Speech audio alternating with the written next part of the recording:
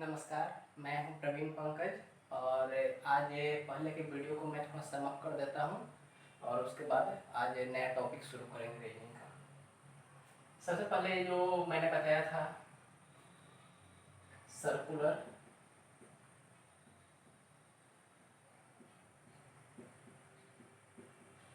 Seating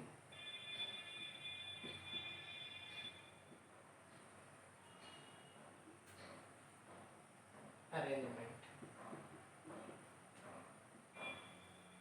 इसमें मैंने क्या बताया था। सबसे फर्स्ट टाइप जो था टाइप वन में था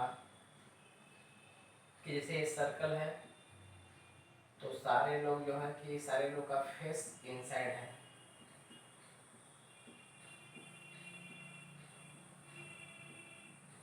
फेस इनसाइड।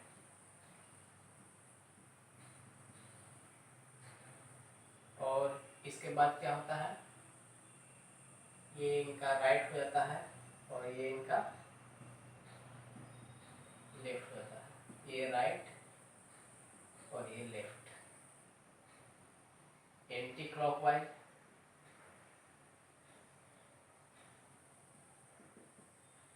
राइट होगा और क्लॉकवाइज लेफ्ट होगा जब फेस इनसाइड रहेगा। टाइप टू,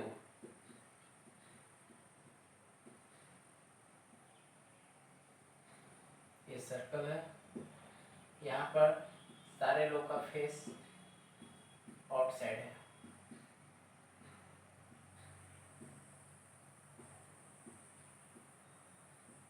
सारे लोग का फेस आउटसाइड है। तो इस सिचुएशन में क्या होता है, ये लेफ्ट हो जाता है और ये राइट हो जाता है। जब फेस आउटसाइड रहेगा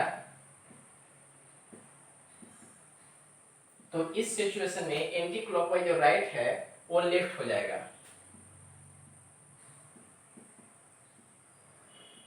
एंटी क्लॉकवाइज जो लेफ्ट राइट है वो लेफ्ट हो जाएगा और जो क्लॉकवाइज था वो राइट हो जाएगा। एक्चुअली बहुत लोगों को एक कंफ्यूजन होती है कि कौन सा लेफ्ट होगा कौन सा राइट होगा। तो बचपन में क्या होता था कि मैं हमेशा ये भूल जाता था कि मेरा राइट हैंड कौन सा है, मेरा लेफ्ट हैंड कौन सा है। तो मेरी माँ ने एक बार बताया था कि सिर्फ एक को याद रखो कि ये तुम्हारा राइट है, ऑटोमेटिक दूसरा लेफ्ट हो जाएगा। यही चीज को मैं यहाँ पर भी आपको बताने जा रहा हूँ। मैं ये कहता हूँ कि सिर्फ आप एक याद रखिए, जब भी आपको कंफ्यूजन होगा तो अपने आप को वहाँ पर पोजीशन कर दिए, इससे बेटर और कुछ नहीं हो सकता। और जो आपका राइट है वो राइट होगा, ऑटोमेटिक दूसरा लेफ्ट हो जाएगा। तो आप देखिए, अगर आप बाहर की ओर देख रहे हैं तो आपका राइट कैसे हो जाएगा, आपका राइट ये साइड है, तो इस तरह से ये जो है कि ये राइट हो गया और ये साइड से चलेगा तो ये लेफ्ट हो जाएगा। और जब आप अंदर की ओर देख रहे हैं तो ये आपका राइट हो गया और ये लेफ्ट हो गया। ये टाइप 2 था। टाइप 3 में मैंने क्या बताया था कि ये दोनों क्या हो गया, कंबाइन हो गया। यदि इन दोनों का रेडियस अगर सेम हो, टाइप 3 अगर दोनों का रेडियस सेम हो तो एक दूसरे पर क्या हो जाएंगे, एक कॉन्ग्रुएंट सर्कल हो जाएंगे, मतलब एक सर्कल दूसरे को ओवरलैप कर जाएगा। तो उस सिचुएशन में क्या बनेगा, कुछ ऐसा बनेगा। कोई अंदर की ओर है, कोई बाहर की ओर देख रहा है, कोई अंदर की ओर देख रहा है, कोई बाहर की ओर देख रहा है, कोई अंदर की ओर देख रहा है, कोई बाहर की ओर देख रहा है। ये सिचुएशन है। अगर दोनों को इसको मर्ज कर देते हैं तो अगर दोनों का रेडियस सेम है तो क्या होगा, दोनों के दोनों जो है एक दूसरे के ऊपर ओवरलैप कर देंगे और सारे क्या हो जाएंगे, और फिर ये फेस इनसाइड फेस आउटसाइड ये दोनों का इसमें आप यूज कर सकते हैं। इसके लिए राइट इस डायरेक्शन में होगा, इसके लिए लेफ्ट इस डायरेक्शन होगा, इसके लिए आपका लेफ्ट इस डायरेक्शन में होगा और राइट इस डायरेक्शन में होगा। ये 3 टॉपिक हम लोगों ने देख चुका था। और सबसे लास्ट में जो मैंने देखा था वो चक्रव्यूह।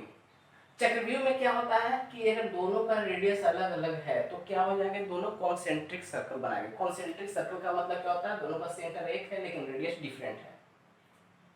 तो टाइप 4,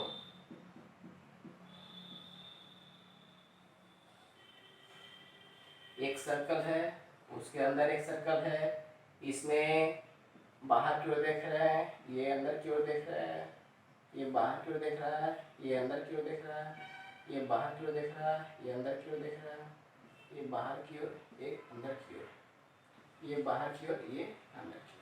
तो इसमें क्या था, इसमें आपका दो है, एक तो इनर सर्कल जो है उसमें बाहर की ओर देख रहे हैं, तो जब बाहर की ओर देख रहे हैं तो उसके लिए आपका जो उपयोग होगा ये यूज कीजिएगा, और जो अंदर की ओर देख रहे हैं उसके लिए आपका जो होगा ये होगा। और इसी को मैंने नाम दिया था क्या, चक्रव्यूह। चक्रव्यूह। और इस पर मैंने काफी अच्छा क्वेश्चन ये कराया है। एक्चुअली वो क्वेश्चन बहुत लेंदी था, इसलिए एक ब्लैक बोर्ड में आ भी नहीं था, इसलिए फॉन्ट को छोटा करना पड़ गया था। हालांकि वो क्वेश्चन बहुत अच्छा है। जब मैं बच्चों को बता रहा था तो बच्चे लोग देख कर बोल रहे थे कि इतना लंबा क्वेश्चन, तो मैंने बोला कि लंबा क्वेश्चन है, उसको आप पार्ट पार्ट वाइज कर, जैसे मैंने आपको बताया है कि आपको इन्फॉर्मेशन उससे एक्सट्रैक्ट करना है, किसी साइड में लिखना है और फिर उसको फिट कर देना है। सबसे बेहतर तरीका यही है, इससे अच्छा कुछ और तरीका नहीं है। तो सर्कुलर सिटिंग अरेंजमेंट हमने देख लिया है। अब इसके बाद मैं शुरू करने जा रहा हूँ एक टेबल। टेबल मतलब जैसे कुछ इन्फॉर्मेशन है तो उस इन्फॉर्मेशन को, कुछ एक क्वेश्चन है तो उस इन्फॉर्मेशन को कैसे एक्सट्रैक्ट करते हैं, कैसे उसको ये मैच करते हैं। तो आज मैं वो टॉपिक शुरू करने जा रहा हूँ।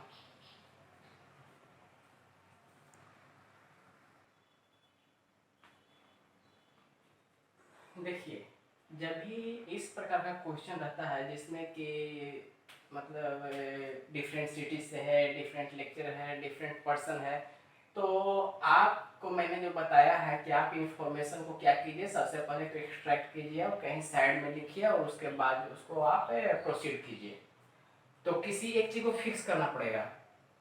तो चलिए मैं लेक्चर को फिक्स कर देता हूँ। एक्चुअली हमेशा उसको ही फिक्स किया जाता है जिसके अराउंड पूरा ये रिवॉल्व कर रहा है, वो मैं आपको पहले ही बता चुका हूँ। जैसे देखिए यहाँ पर डी बी, यहाँ पर ए एफ जी, तो किसके अराउंड ये पूरा क्वेश्चन जो कि रिवॉल्व कर रहा है, ये पर्सन के अराउंड रिवॉल्व कर रहा है, इसलिए फिक्स इसी को करेंगे।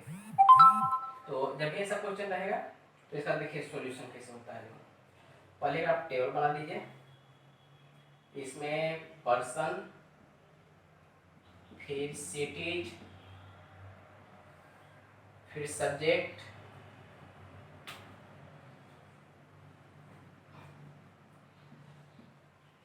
फिर सब्जेक्ट, और उसके बाद एक कॉलम अपना रिमार्क्स के लिए आप रखिए। चलिए पर्सन में क्या क्या हो गया, A B C D E F G, हमारे पास इतना सारा कुछ। अब चलिए क्वेश्चन को लाइन बाय लाइन पढ़ते हैं।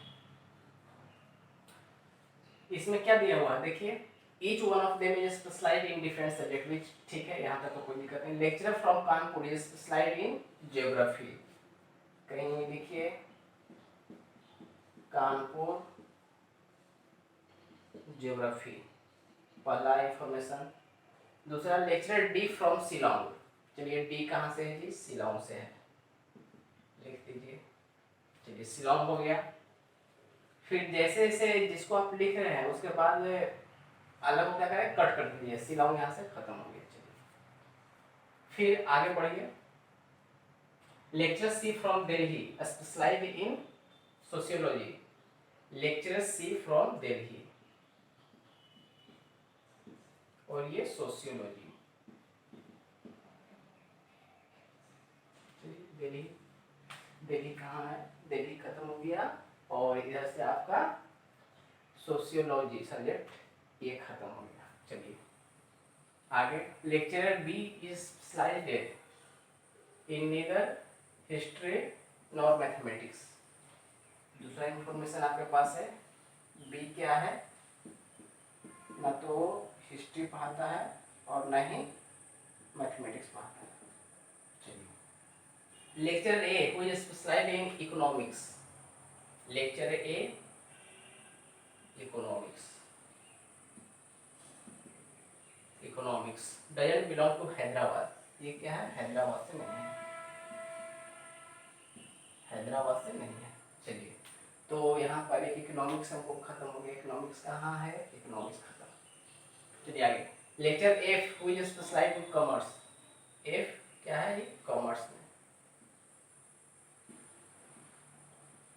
एफ कॉमर्स में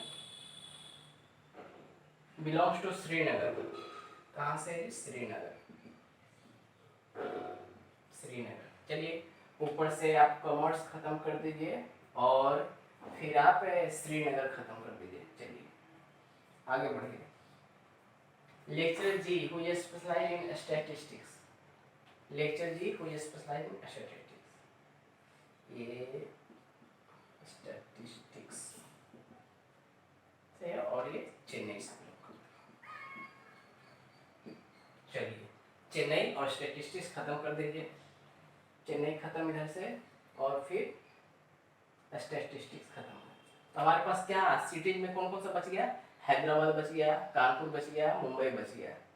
सिर्फ 3 ही तो बचा, क्योंकि टोटल 7 है, 4 हो चुका है। अब आप ये बताइए, इधर इतना हो गया।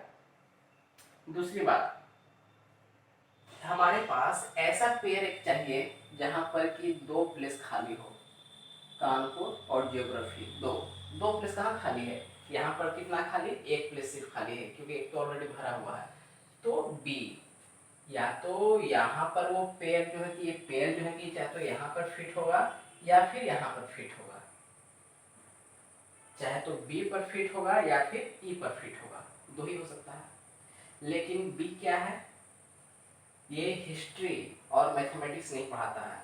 और हमारे पास कितना सब्जेक्ट टोटल है, 2 to 4 सब्जेक्ट हमारे पास मिल चुका है। 3 सब्जेक्ट यहाँ है, तो 3 सब्जेक्ट जब यहाँ है तो बी जब हिस्ट्री और मैथ नहीं पढ़ाता तो सब्जेक्ट कौन सा बच गया, ज्योग्राफी। मतलब ये पेयर कहाँ आएगा, यहाँ पर आएगा, ये कानपुर हो जाएगा और ये ज्योग्राफी हो गया।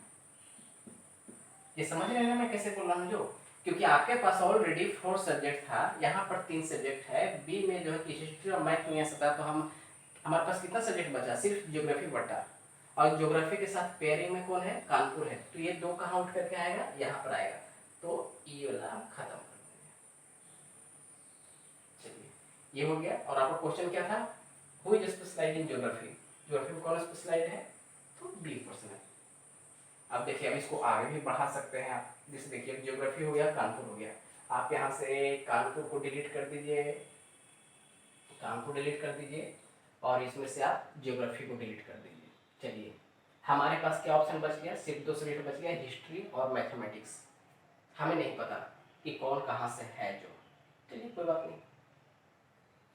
हमारे पास 2 सब्जेक्ट बचा है, ये हिस्ट्री या मैथमेटिक्स होगा, ये हिस्ट्री या मैथमेटिक्स होगा। अगर ये हिस्ट्री रहेगा तो ये मैथमेटिक्स हो जाएगा, अगर ये मैथमेटिक्स है तो ये हिस्ट्री होगा।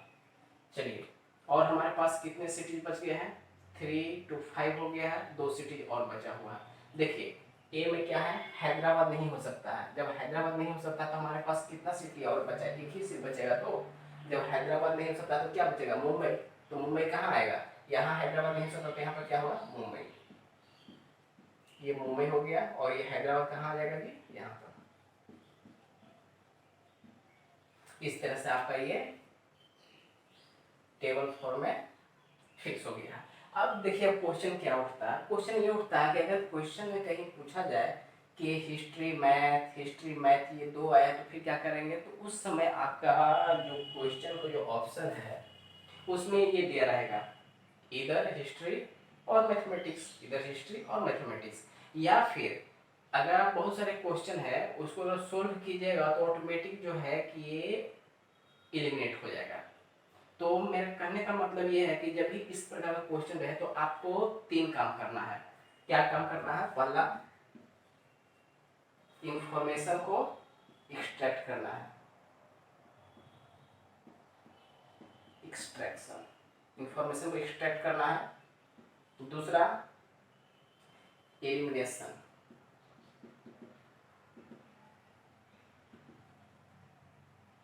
जो भी मैं पेयर यहाँ पर डाल रहा हूँ उसके बाद जो आपका यहाँ पर दिया हुआ है उसमें से उसको क्या करेंगे, एलिमिनेट करते चले जाएंगे। अगर एलिमिनेट नहीं करेंगे तो आपके पास अगर आप देखिएगा तो आपको फिर लगेगा कि पता नहीं, आपको 2 बार देखना पड़ेगा, यहाँ पर देखना पड़ेगा फिर यहाँ पर देखना पड़ेगा कि यहाँ पर है कि नहीं, है कि नहीं। इससे बहुत टाइम वेस्ट होता है। इसलिए आपको यहाँ पर करने के साथ ही क्वेश्चन उसको एलिमिनेट करते चले जाइए, ताकि आप यहाँ पर जो लेफ्ट आउट हो जाएंगे उसके बाद सिर्फ आप उसी के बारे में सोचें। नहीं तो आप घूम फिर करके फिर जो है ना, जब शुरू कीजिएगा तो यहीं से शुरू कीजिएगा। अब ऐसे कभी क्वेश्चन सोल्व नहीं हो सकता, वहाँ पर टाइम बहुत कम रहता है, और कम टाइम में जो है कि जो अच्छा बेटर परफॉर्मेंस देता है, सक्सेस उसी को मिलती है।